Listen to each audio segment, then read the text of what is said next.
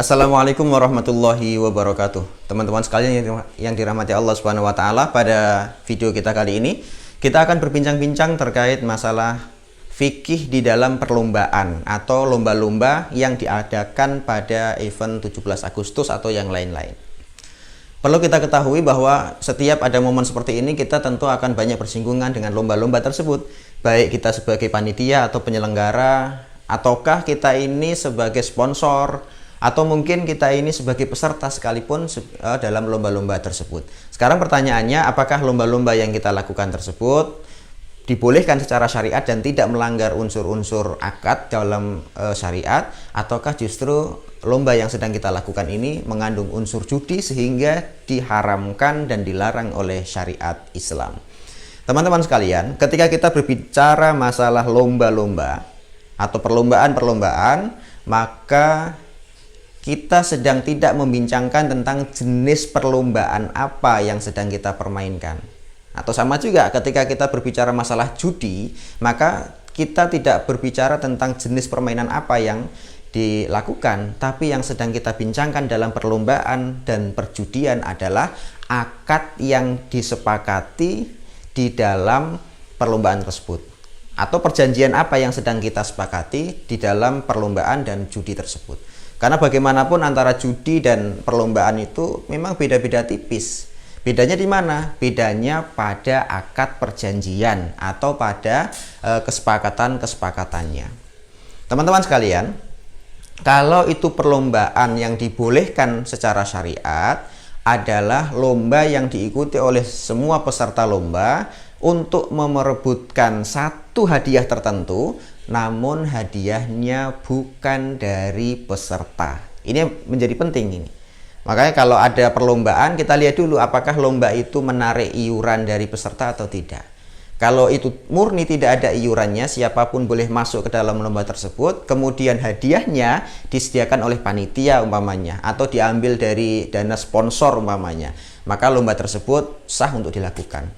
Lomba apapun, termasuk mungkin lomba lari, lomba balap karung, atau bahkan kalau kita ini muslim mungkin ada lomba tilawah, lomba lomba azan dan lain-lain. Kalau selama hadiah yang disediakan itu atau yang diperebutkan itu adalah hadiah dari pihak ketiga, dalam artian ada sponsor atau mungkin dari panitia murni, maka lomba tersebut sah untuk diikuti dan tidak mengandung unsur judi. Yang kedua adalah lomba yang sedang memperebutkan satu hadiah tertentu, namun hadiah ini disayangkan diambil dari iuran para peserta lomba. Umpamanya ini kita sedang melakukan lomba adzan umpamanya. Ya, lombanya Islami karena kita sedang melakukan kegiatan adzan atau melatih anak-anak untuk adzan. Ini Islami. Namun jadi masalah, setiap peserta adzan atau setiap peserta lomba adzan ini dipungut biaya Rp20.000. Nanti juara 1, juara 3 dan juara ke 1, 2, 3 diambil hadiahnya dari semua iuran yang sudah diberikan oleh semua peserta. Sekalipun yang dilombakan adalah adzan, tapi kalau model akadnya seperti ini, maka inilah yang sesungguhnya disebut sebagai judi. Maka tidak ada bedanya sebenarnya orang mau sabung ayam, orang mau main remi atau main kartu mamanya. Tapi kalau akadnya model seperti itu, maka antara adzan, lomba adzan dan lomba gaple tadi itu hukumnya sama, ditinjau dari sisi akad yang disepakati. Saya ulangi bahwa kalau ada lomba memperebutkan satu hadiah tertentu dan hadiahnya diambil dari iuran para peserta lomba, maka itu sudah termasuk bagian dari judi. Ada lagi kalau di RT gitu, lomba kebersihan RT. Berarti ini pesertanya masing satu peserta itu satu kelompok, satu kelompok RT gitu. Tapi sama juga. Ini lombanya adalah lomba kebersihan lingkungan, tapi setiap peserta dipungut biaya Rp100.000. Nanti dilihat dari panitia mana yang paling bersih, dan hadiah dari perlombaan itu masalahnya diambilkan dari semua iuran peserta tadi. Maka lomba seperti ini walaupun kaitannya sepertinya bagus, namun dari sisi akad ini bermasalah. Itu sebenarnya yang dimaksudkan sebagai inti dari perjudian.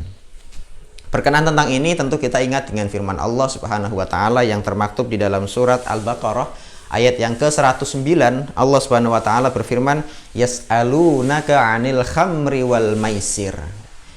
Mereka bertanya kepadamu tentang khamr, minuman keras, dan maisir, dan perjudian. Qul fihima ismun kabir. Ketahuilah, katakanlah bahwa di dalam kedua perkara tersebut, judi dan minuman khamr, ada dosa yang sangat besar.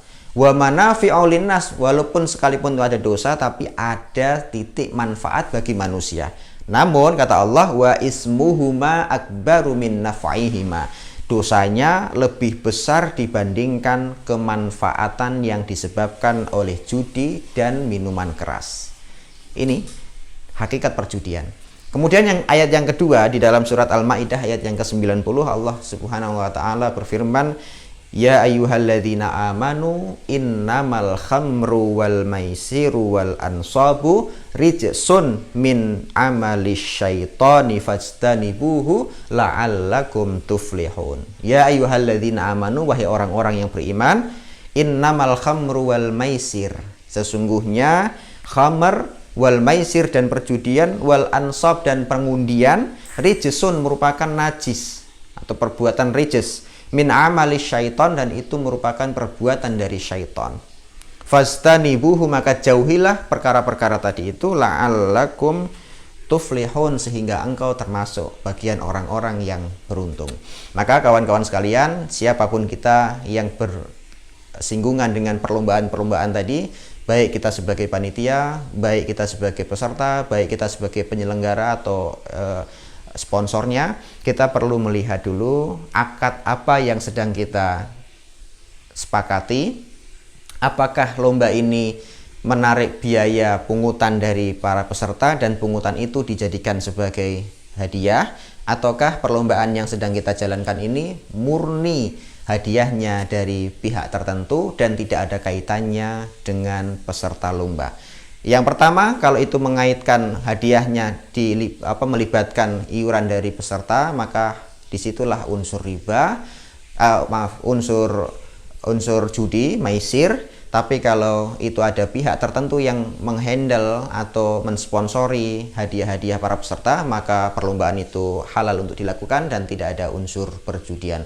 Wallahu a'lam bishawab. Assalamualaikum warahmatullahi wabarakatuh.